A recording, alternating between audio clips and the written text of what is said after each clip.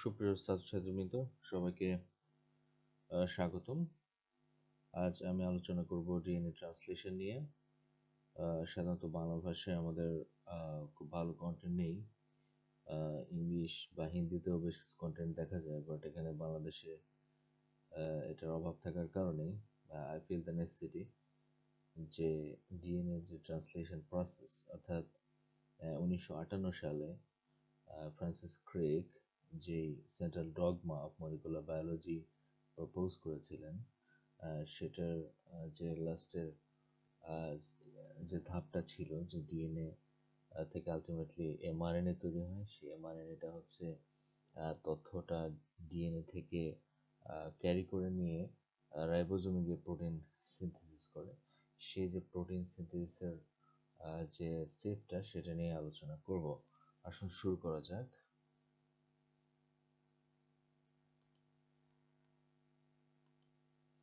Translation কি? আসলে এটা অনেকটা লেকচার শিটের মতো করে করা হয়েছে, সুতরাং সেভাবে উপস্থাপন করা হচ্ছে যাতে স্টুডেন্টদের কোনো সমস্যা না হয়, কারণ এই সমস্ত টপিকগুলো এতটা গোছানো থাকে না। সো ট্রান্সলেশন ডেফিনেশন নিয়ে আমরা আলোচনা করছি। ডেফিনেশন বলতে আসলে বোঝাচ্ছে যে synthesis of protein according to the base sequence of mRNA, অর্থাৎ ডিএনএ থেকে যে এমআরএনএটা তৈরি হয়েছিল আমাদের ট্রান্সক্রিপশন প্রসেসে। আমরা আগে যেটা জেনেছি, আমাদের আগের ভিডিওতে সেটা আপনারা দেখতে পাবেন। সেই এমআরএনএ যে সিকোয়েন্স, সেইটাকে আবার রিড করে যে প্রোটিন তৈরি হওয়ার প্রসেস, সেটাকে আমরা বলছি ট্রান্সলেশন। সো এখানে ছোট করে একটা সেন্ট্রাল ডগমাট আপনাদেরকে বোঝানো হয়েছে। এটা অর্থাৎ মলিকুলার বায়োলজির কেন্দ্রীয় মতবাদ। এটাকে ঘিরেই হচ্ছে আমাদের এই ডিএনএ থেকে আরএনএ দেন প্রোটিন তৈরি হচ্ছে এবং সমস্ত বডির সমস্ত ফাংশন এক্সিকিউট হচ্ছে। এবং আপনারা জানেন যে ডিএনএ হচ্ছে আমাদের সকল তথ্যের আধার। সো এরপরে আমরা ট্রান্সলেশন প্রসেসটা সম্পর্কে একটু জানবো, যে প্রসেসটা ঘটার জন্য আসলে কী কী কম্পোনেন্টসটা আমাদের বডিতে প্রয়োজন হয়। সেক্ষেত্রে আমরা দেখবো যে যেহেতু এটা এমআরএনএ প্রয়োজন হয়, কারণ হচ্ছে এখানে তথ্যটা রাইবোজোমে কপি করার জন্য, অর্থাৎ প্রোটিন তৈরির জন্য যে তথ্যটা, সেটা এমআরএনএ ক্যারি করে নিয়ে যায় নিউক্লিয়াস থেকে রাইবোজোমে। এছাড়া টিআরএনএ আমাদের প্রয়োজন। টিআরএনএর কাজ হচ্ছে এখানে অ্যামিনো অ্যাসিডগুলোকে সাথে করে নিয়ে আসা আর কি, যেটাকে বাংলা পরিভাষায় বলে। অর্থাৎ এর যে আর্ম বাহু রয়েছে, দুইটা বাহু, তার এক বাহু থেকে সঙ্গে হচ্ছে অ্যামিনো অ্যাসিড থাকবে এবং 20 অ্যামিনো অ্যাসিডস আমরা জানি যে তারা বডিতে প্রোটিন তৈরিতে অংশগ্রহণ করে থাকে। সো টিআরএনএ এর সংখ্যাও 20টি। সো সেখানে আমার অ্যামিনো অ্যাসিড লাগবে, কারণ প্রোটিন তৈরির কাঁচামালই হচ্ছে অ্যামিনো অ্যাসিড, সেটা লাগবেই 20 অ্যামিনো অ্যাসিডস। আর হচ্ছে প্রোটিন ফ্যাক্টর, কিছু ফ্যাক্টর লাগবে, তার মধ্যে ইনিশিয়েশন ফ্যাক্টরস রয়েছে, elongation factor, termination factor. These are proteins actually. Ribosome is the protein production machinery, অর্থাৎ রাইবোজোমই মূল প্রোটিনটা আসলে আমাদের তৈরি হচ্ছে। এছাড়া আমরা জানি যে কোনো একটা প্রসেস করতে আমাদের এনার্জি প্রয়োজন হয়, তো সেজন্য এটিপি জিটিপি সেখানে রয়েছে ব্যাপারগুলো। তো আমরা এবার দেখব যে আমাদের আরো একটা গুরুত্বপূর্ণ এনজাইম ট্রান্সলেশন প্রসেসে অংশগ্রহণ করে থাকে, সেটা হচ্ছে অ্যামিনো অ্যাসাইল টিআরএনএ সিনথিটেজ। আমরা জানি যে কোন এনজাইমের নামের সাথে সিনথিটেজ থাকা মানে হচ্ছে সে অবশ্যই এটিপি ইউটিলাইজ করবে, অর্থাৎ তার কাজ করার জন্য শক্তি প্রয়োজন হবে। এখন এখানে সে কি করছে? অ্যামিনো অ্যাসাইল টিআরএনএ সিনথিটেজ কি করছে? এই যে কাজটা করছে সেটা হচ্ছে টিআরএনএ সঙ্গে অ্যামিনো অ্যাসিডকে অ্যাড করে দিচ্ছে। অর্থাৎ টিআরএনএ মানে আমরা নর্মালি যদি টিআরএনএ কে একটা গাধার সঙ্গে তুলনা করি যে সে শুধু কাজ করবে, সো এখানে টিআরএনএ হচ্ছে অ্যামিনো অ্যাসিডগুলোকে ঘাড়ে করে নিয়ে আসবে। সো এমনি কখনোই টিআরএনএ অ্যামিনো অ্যাসিডের সাথে কানেক্টেড হবে না। এই এনজাইম সেটা করবে এবং সেটা করার জন্য তাকে অবশ্যই কিছু এনার্জি ব্যয় করতে, এবং সেটা এটিপি থেকেই সে ইউটিলাইজ করবে। এবং আলটিমেটলি টিআরএনএ অ্যামিনো অ্যাসিডের সাথে কানেক্টেড হওয়ার পরে অ্যামিনো অ্যাসাইল টিআরএনএ তৈরি হয়ে গেল। সো এটাও আর একটা কাঁচামাল আমাদের প্রোটিন তৈরি ক্ষেত্রে।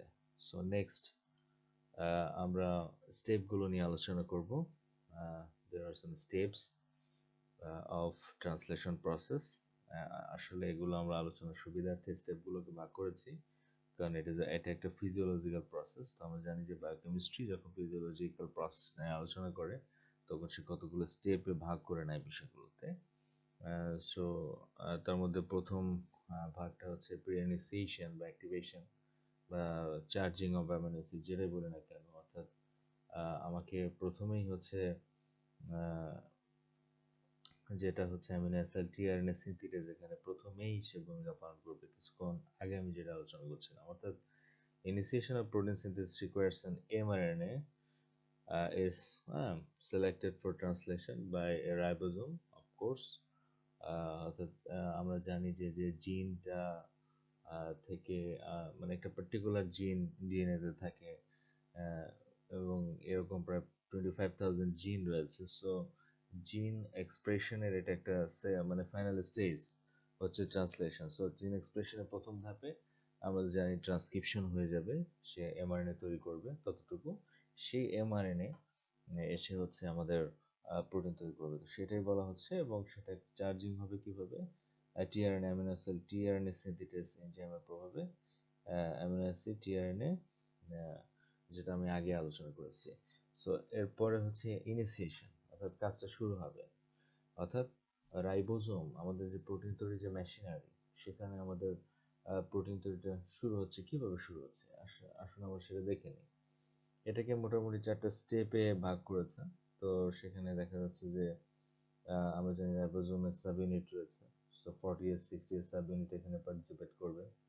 সো সেখানে formation of 43S pre initiation complex এগুলো দরকার আছে।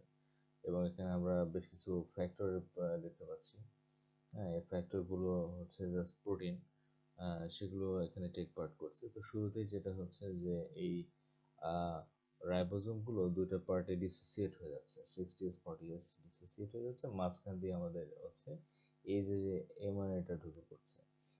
এমআরএনএ কিন্তু একটা নির্দিষ্ট সিকোয়েন্স সে নিয়ে আসছে কপি করে ডিএনএ থেকে। এখন সেই সিকোয়েন্সের মধ্যে আমরা জানি যে পরপর 3টা হচ্ছে যদি বেস সিকোয়েন্স থাকে এবং অর্থপূর্ণ, সেগুলোকে আমরা কোডন বলছি। সো সেরকমই একটা কোডন শুরুতেই থাকবে AUG, যেটাকে আমরা স্টার্ট কোডন বা ইনিশিয়েশন কোডন বলে থাকি। সে সবসময় হচ্ছে কোড করবে মিথিওনিন কন্টেইনিং টি আরএনএ, সেখানে এসে বাইন্ড করবে। অর্থাৎ এই কোডনের এগেইনস্টে টিআরএনএ এর যে সিকোয়েন্স, সেটাকে আমরা অ্যান্টিকোডন বলছি। কোডন অ্যান্টিকোডন পারফেক্টলি ম্যাচ করার পরে আমরা দেখতে পাচ্ছি যে প্রথম অ্যামিনো অ্যাসিডটা এখানে এসে আসলো।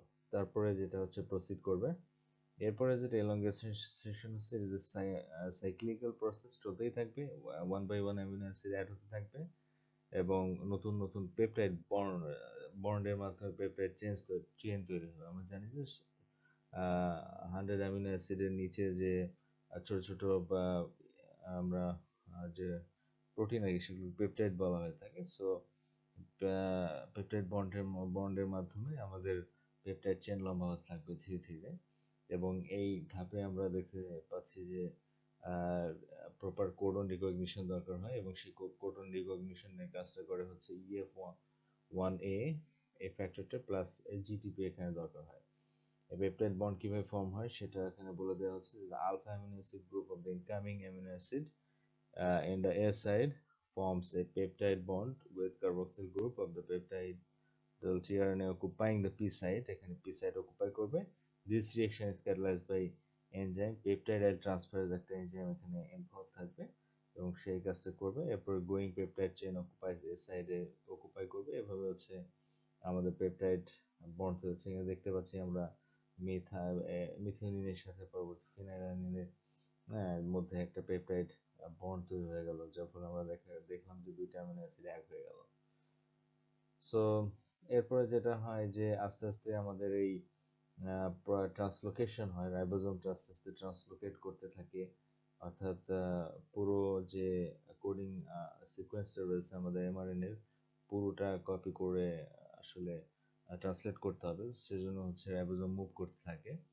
So the peptide tRNA is translocated to the P site, আমরা P site বলেছি এই জায়গাটাকে যেখানে আসলে পেপটাইড বন্ড তৈরি হচ্ছে।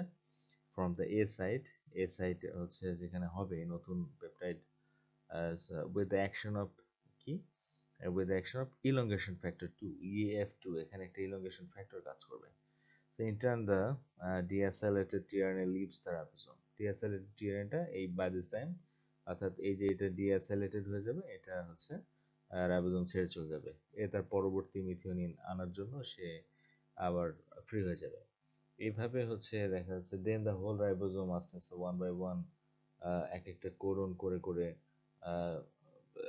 কপি করবে এবং পেপটাইড একটা একটা করে অ্যামিনো অ্যাসিড অ্যাড করে পেপটাইড চেইনটা আস্তে আস্তে গ্রো হবে এবং এভাবেই একসময় দেখা যাচ্ছে কমপ্লিট যে সিকোয়েন্সটা হচ্ছে আমাদের ট্রান্সলেট হয়ে যাবে। এরপরে এক সময় তো তাকে থামতেই হবে, অর্থাৎ প্রোটিন তৈরির যে শেষ, অর্থাৎ আমার যে কাজটা শেষ হয়েছে সেই সিগন্যালটা আমাদের রাইবোজোমকে সেটা দিবে। তো সেটাও এক ধরনের আসলে কোডন। আমরা জানি যে there are 3 stop codons out of 64 codons in genetic code. So তার মধ্যে UAA, UAG, UGA রয়েছে। এরা এ সাইটে অ্যাপিয়ার করবে, যখনই এসে পড়বে তখনই হচ্ছে আমাদের কমপ্লেক্স কম্পোজড অফ যে রিলিজিং ফ্যাক্টর গুলো রয়েছে, রিলিজিং ফ্যাক্টর 1, 3 এবং GTP causes the protein to be released from the P site থেকে প্রোটিনটা রিলিজ হয়ে যাবে। আমরা এখানে দেখতে পাচ্ছি প্রোটিনটা রিলিজ হয়ে গিয়েছে, রাইবোজোম এবং এমআরএনএ এগুলো সব আলাদা হয়ে গিয়েছে। সো এভাবেই আসলে ট্রান্সলেশন প্রসেসটা সমাপ্ত হয়ে যায়। So it's a critical process basically. It's very hard to accumulate in a very short and precise way. So I try my level best by collecting materials from different books and also some articles. So আমরা এভাবেই translation প্রসেসটা দেখে ফেললাম। এখন যে একটা ব্যাপার হচ্ছে কি, ট্রান্সলেশন প্রসেস হলে আমাদের যে প্রোটিনটা তৈরি হচ্ছে সেটা কিন্তু আমাদের কার্যকরী বা অ্যাক্টিভ প্রোটিন নয়, তার কিছু প্রসেসিং এর প্রয়োজন হয়। আদারওয়াইজ হচ্ছে সেই প্রসেসিংটাকে আমরা বলতেছি post translational modification of protein. হ্যাঁ, সো সেটা কিভাবে হয়, যেমন হচ্ছে আমরা খেয়াল করে দেখতে পাচ্ছি যে ফর এক্সাম্পল আমাদের স্টমাকে যে পেপসিন থাকে, সো সেটা কিন্তু সর্বপ্রথম ইনঅ্যাক্টিভ পেপসিনোজেন আকারে তৈরি হয়, পরবর্তীতে দেখা যাচ্ছে সেটা হচ্ছে অ্যাক্টিভ হয়। সো এই যে ইনঅ্যাক্টিভ অবস্থা থেকে অ্যাক্টিভ হওয়ার প্রসেস, এটাকে পোস্ট ট্রান্সলেশনাল মডিফিকেশন বলছি আমরা। সো এখানে বেশ কয়েকটা পদ্ধতির মাধ্যমে পোস্ট ট্রান্সলেশনাল মডিফিকেশন ঘটে থাকে। তার মধ্যে প্রথম হচ্ছে removal of N terminal methionine initiating amino acid to proteolysis. অর্থাৎ এন-টার্মিনাল, আমরা জানি প্রোটিনের দুটো টার্মিনাল থাকে, এন-টার্মিনাল অর্থাৎ যে অংশে আমাদের অ্যামিনো অ্যাসিডের অ্যামিনো গ্রুপটা ওপেন থাকে সেটা এন-টার্মিনাল রিজিয়ন বলা হচ্ছে, সেটা হচ্ছে রিমুভ হয়ে যাবে। এছাড়া একটা লিমিটেড প্রোটিওলাইসিস, অর্থাৎ সম্পূর্ণ প্রোটিওলাইসিস না হয়ে একটা নির্দিষ্ট অংশ প্রোটিওলাইসিসের মাধ্যমে লাইসিস হয়ে আমরা দেখা যাচ্ছে উদাহরণস্বরূপ যেমন আমরা পেপসিনোজেন এর কথা বলতে পারি, যেটা থেকে আসলে পেপসিন তৈরি হচ্ছে, এটা একটা লিমিটেড প্রোটিওলাইসিসের মাধ্যমে।